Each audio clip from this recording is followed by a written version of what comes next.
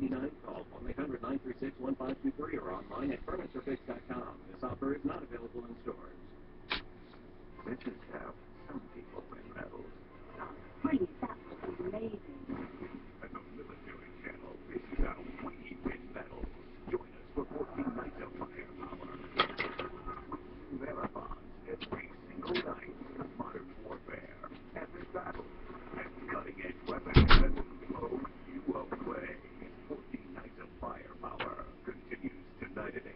This is not a game. This is the military channel.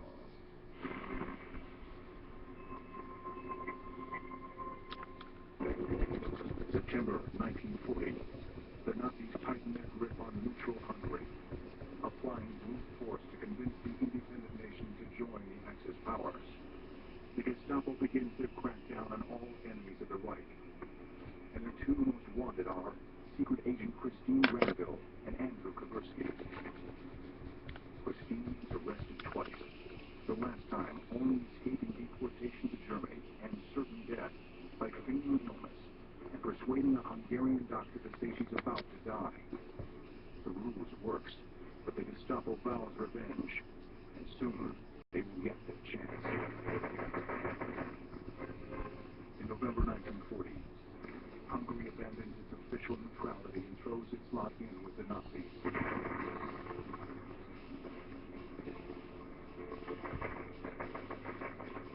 Now, people like Andrew and Christine are fair game. It's time to get out. With the help of the British ambassador, they escape in Andrew's small car, making a perilous journey across southern Europe and the Middle East to the safety of Cairo. Cairo is within British territory, but it's hardly a war zone. Where war rages 100 miles away in the deserts of North Africa, Cairo is a haven for relaxation and pleasure. But after a few weeks' rest in Egypt, Christine starts looking forward to her next assignment for the British. She expects to be back to Europe to continue her work against the Nazis. But her success in Poland now works against her. When Christine arrived in Cairo, she was regarded with some suspicion for various reasons by the Poles and the British, and she was sidelined. But only such what Longbow tells them that it would be possible she should organize the guard Poland without some degree of German connivance. And did their best to hold her at arm's length and warned in a secret sense to force to advise her that careful of her she had not had reached from Germany. In Cairo, few British intelligence officers believe the rapid rumors. But it's clear that her links with Andrew put her on the Nazis' radar. She's deemed too high a risk to return to Central Europe. She's paid a small pension and ignored.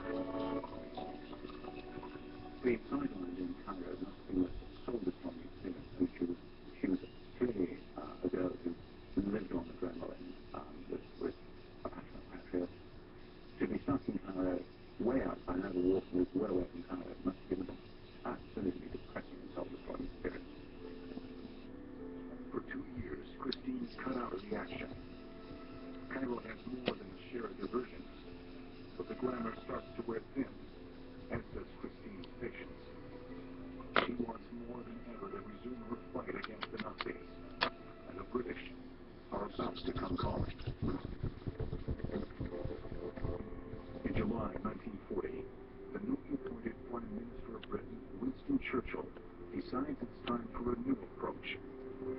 They need to hit Germany hard, where it hurts most, behind enemy lines, inside Nazi-occupied Europe. Britain already has several espionage organizations, but Churchill wants one more. Sabotage, assassinations, all the dirty tricks of war will be handled by one organization, the Special Operations Executive, or SOE. The Special Operations Executive, or SOE, was a clandestine organization set up early on in the Second World War by the British. It's been described that Churchill said its task was to set Europe ablaze. What it did was liaise with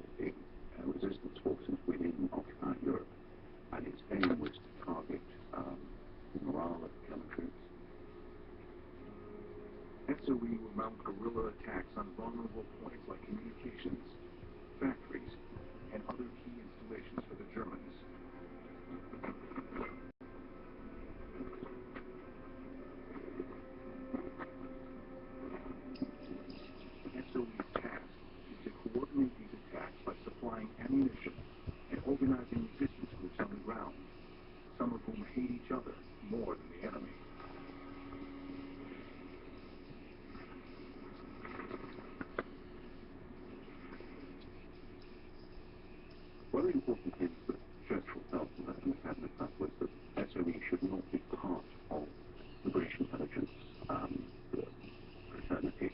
It should be a separate organisation. So it drew on talent right across the board.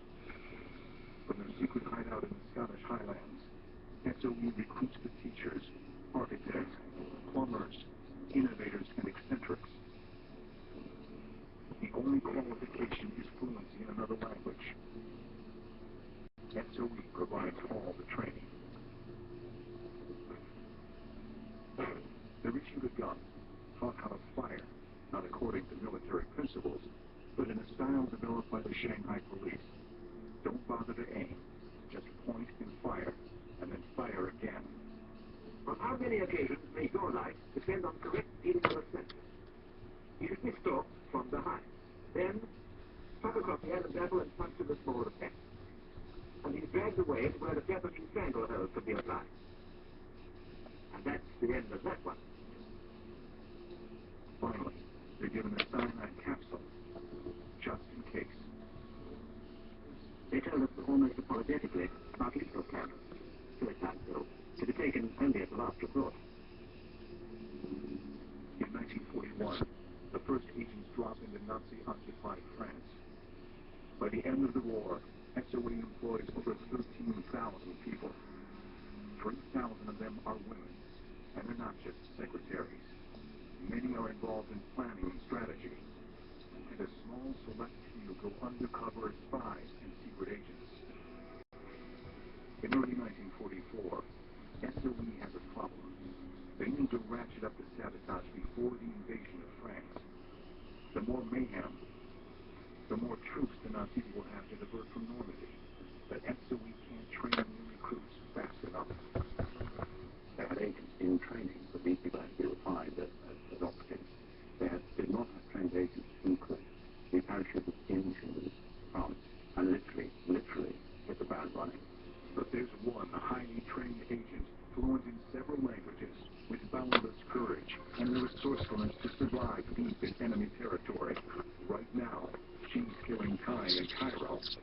Soon, Christine Granville will be back in harm's way, killing something else entirely.